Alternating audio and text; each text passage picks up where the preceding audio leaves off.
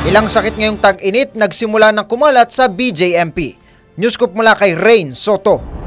Nagsisimula ng magkaroon ng sore eyes at pigsa ang mga PDL o persons deprived of liberty sa mga piitan sa bansa. Ito ang iniulat ng BJMP o Bureau of Jail Management and Penology sa gitna ng tumitinding init na nararanasan sa iba't ibang bahagi ng Pilipinas. Ayon kay BJMP Jail Director Raul Rivera, halos 100 kaso ng sore eyes ang naitala sa mga bilangguan sa National Capital Region habang hindi naman bababa sa 1 kaso ang naitatala sa iba pang rehiyon. Gayunman, inaagapan na aniya ng pamunuan ng mga kaso upang mapigilan ang pagkalat at paglala ng sakit.